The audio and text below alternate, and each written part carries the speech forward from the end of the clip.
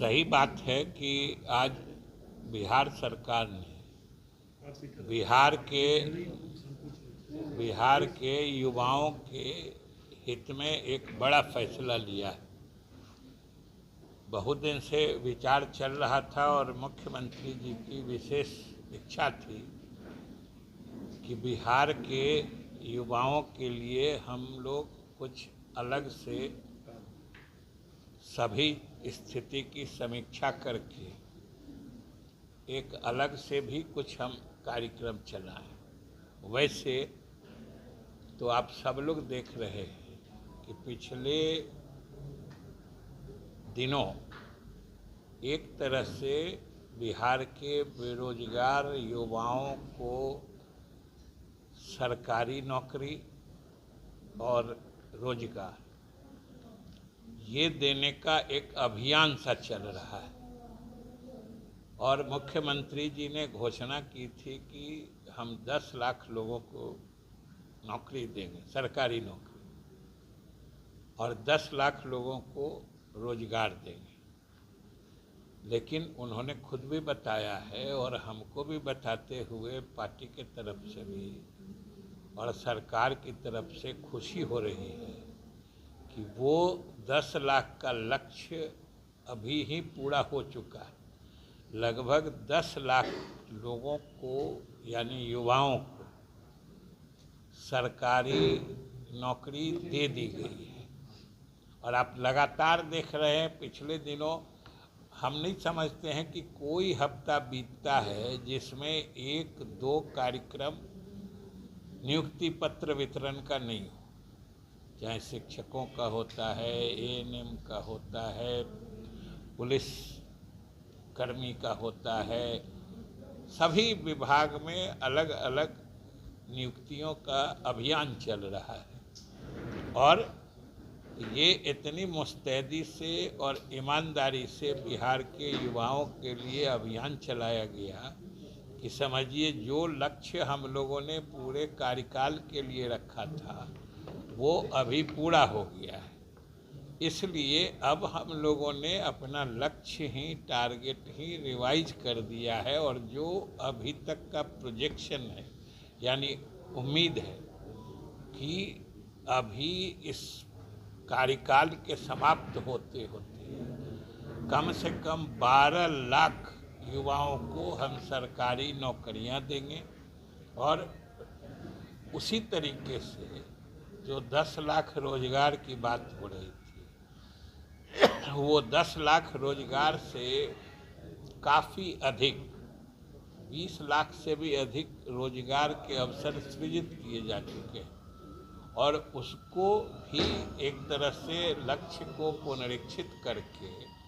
वो अब इस कार्यकाल तक में 38 लाख कर दिया गया है।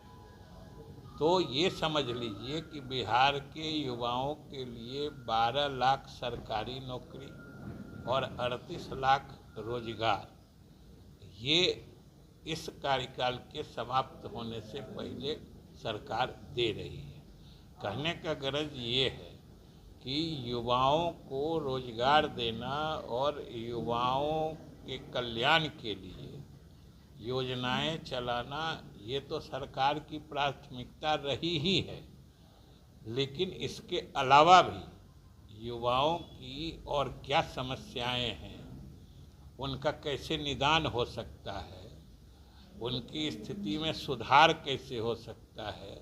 जिससे कि वो भविष्य में एक अच्छी जिंदगी जी सके। इसके लिए आज मंत्रिपरिषद ने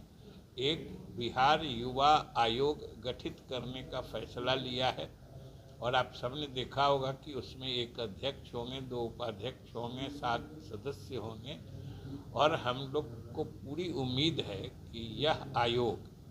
युवाओं की समस्याओं का गहराई से अध्ययन करेगा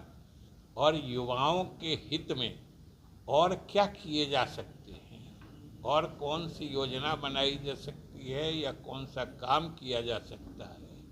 इसके बारे में वो आयोग सुझाव देगा जिस पर सरकार अमल करेगी। सर, आज बिहार पुलिस ने ट्रैक किया न सिर्फ जो मेन शूटर था उसी गिरफ्तार किया, बल्कि पहली बार बिहार में एनकाउंटर जैसी घटना घटी, कैसे देखते हैं इस बार? नहीं, ये तो